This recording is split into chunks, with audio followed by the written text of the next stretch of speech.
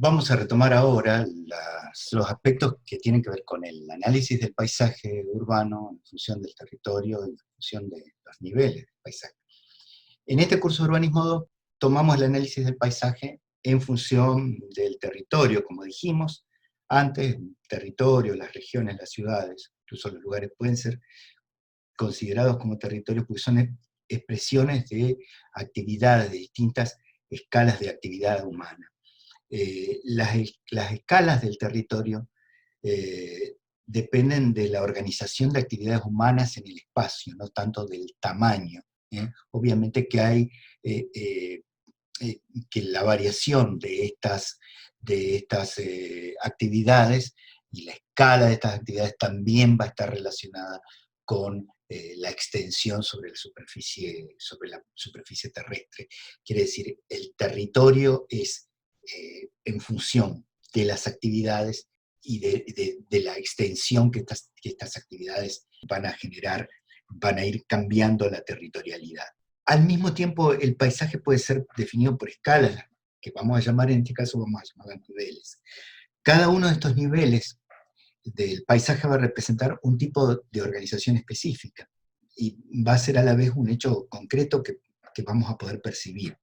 Quiere decir, es tanto un elemento de análisis como un hecho concreto, una partición a efectos de análisis o un recorte a efectos de análisis, pero también será un hecho concreto a la percepción. Quiere decir que la percepción del paisaje va a tener contenidos muchas veces correspondientes a diversas escalas.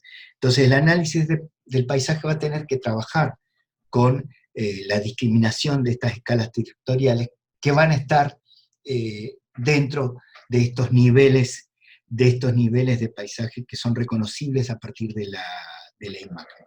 Estamos siempre hablando del análisis del paisaje a partir de la imagen. Entonces, el estudio de esas transformaciones territoriales parte de la identificación y el análisis en espacios concretos de las articulaciones de estos tres niveles de paisaje, la totalidad, las unidades de los componentes, con las diversas escalas de territorio que pueda haber presentes de esos espacios que abarcan desde lo puramente local hasta lo regional o incluso lo internacional. Cada uno de los niveles de paisaje se va a referir a un conjunto de elementos y percepciones que configuran la imagen principal de ese paisaje y que resumen sus características singulares, ¿no? La totalidad del paisaje va a representar la mayor porción de superficie terrestre que puede ser comprendida en un solo paisaje.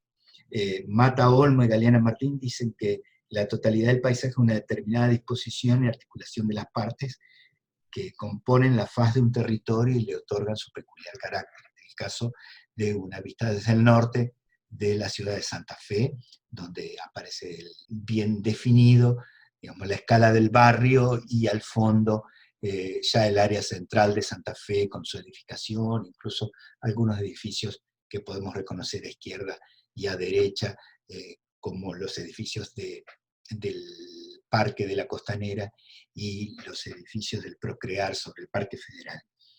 Esta totalidad del paisaje va a tener como el mayor valor y la característica principal que nos va a dar la identidad, o sea, nos da un conjunto de elementos muy complejos. Quiere decir que esto es un sistema de relaciones entre los diferentes componentes físicos, sociales y culturales que hacen posible el reconocimiento de este paisaje en general, por parte de los habitantes y tanto de los residentes como de los visitantes, como un paisaje diferente al paisaje de otras ciudades, en este caso Paraná, ¿no?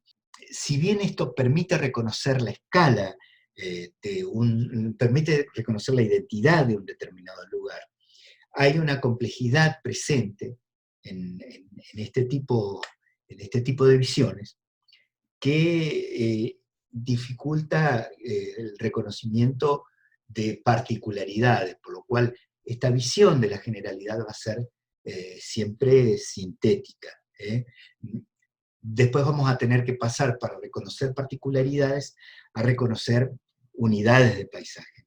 En términos de intervención urbanística, el reconocimiento de la totalidad del paisaje nos va a permitir entender de qué modo se constituye la identidad de un área urbana, de una ciudad, cuáles son los elementos visuales que van a representar sus valores, a qué cambios pueden estar sometidos, definir los objetivos, las pautas de transformación, pero todo en un nivel general. Las unidades de paisaje, esto es, las áreas diferentes, en este caso la costanera de Paraná o un barrio cualquiera de Santa Fe, son combinaciones de elementos que generan una fisonomía particular, dice Mata Olmo. Una organización morfológica diferenciada, diferenciable, que hace que una parte del territorio sea distinta a la otra. Este entendimiento implica que la dimensión paisajística del territorio reside en su particular configuración, en una determinada disposición y articulación de las partes, de los elementos que componen, y que le otorgan un carácter particular. Estamos hablando de un nivel de paisaje que está incluido dentro de la totalidad, pero la totalidad está compuesta por esas unidades, y esas unidades son diferentes entre sí, siendo parte todas de la totalidad del paisaje. Entonces, el reconocimiento de las unidades de paisaje va a ser un recurso metodológico en el estudio del paisaje que obliga a prestar atención a aquello que los paisajes tienen de heterogéneo, todo aquello que el territorio tenga de heterogéneo. Por lo que una unidad de paisaje, nos dice Sabatelbel, va a ser entendida como una parte del territorio caracterizada por una combinación específica de componentes y de dinámicas reconocibles que le confieren una fisonomía y una identidad diferenciada del resto. Quiere decir, podemos reconocer unidades de paisaje a partir de las diferencias que tienen los elementos que allí están con respecto a otras unidades, con independencia de la valoración que podamos hacer de esos paisajes. Es una cuestión puramente operativa. El paisaje urbano, entonces, va a mostrar tanto condiciones de espacio natural como modificaciones a lo largo de la historia. Y esto se va a ver en las unidades de paisaje. Las unidades de paisaje van a ir cambiando, y con esto va a cambiar la totalidad del paisaje. En términos descriptivos, dice Nogué, las unidades de paisaje son porciones de territorio que van a tener un mismo carácter. La costanera de Santa Fe,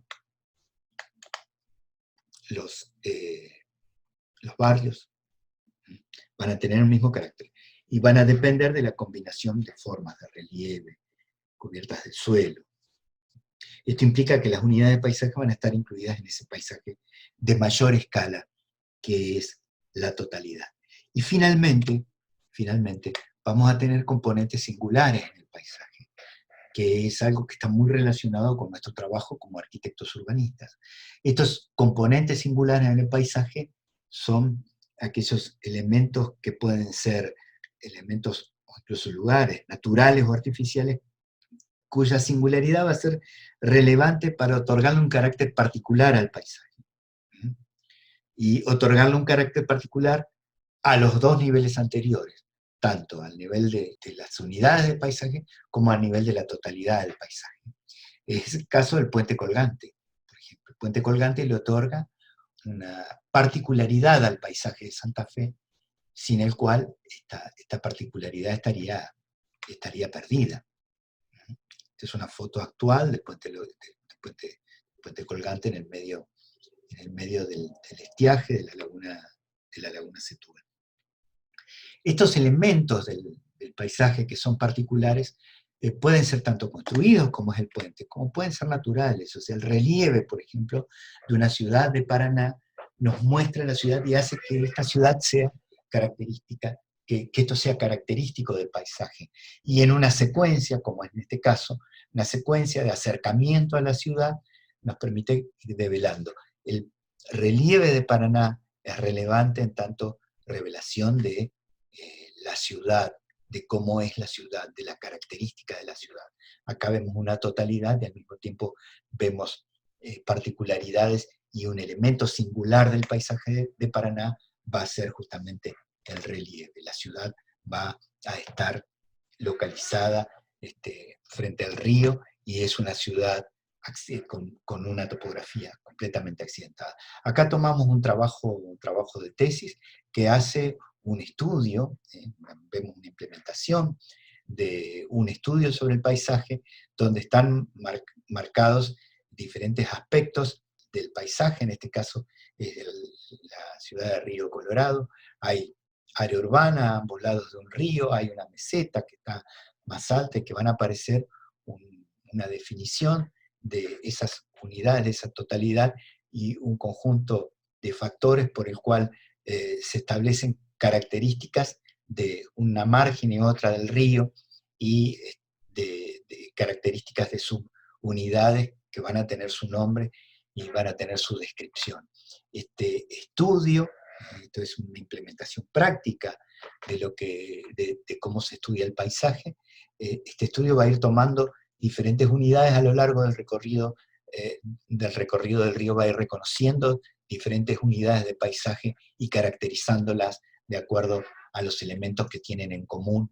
Muchas veces esto tiene que ver con el nivel de urbanización que tenga el área, qué localización tiene dentro del conjunto urbano.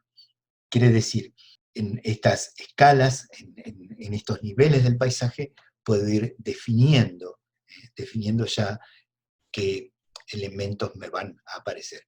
Al mismo tiempo, las escalas del territorio van a aparecer en relación con el paisaje. Estos niveles del paisaje tienen que ser puestos en el análisis en relación con las escalas territoriales. El estudio del paisaje en función de sus niveles y en la relación con el territorio, vamos a ver que van a estar presentes diversas escalas de territorio en cada uno de los niveles del paisaje. El paisaje como dimensión perceptible del territorio va a contener estas escalas. Y las territorialidades son a menudo los modos como los espacios son organizados, apropiados, dotados de significado, y se estructuran ellos mismos en diferentes escalas. Por ejemplo, un caso típico es que en Esperanza, o incluso aquí, en Esperanza, la Ruta Nacional 70 atraviesa la ciudad y es una ruta de transporte, incluso una ruta de comunicación incluso internacional, y atraviesa un espacio que tiene una escala absolutamente urbana. Algo parecido pasa acá en la escala en la que el río Colorado se manifiesta en esta localidad.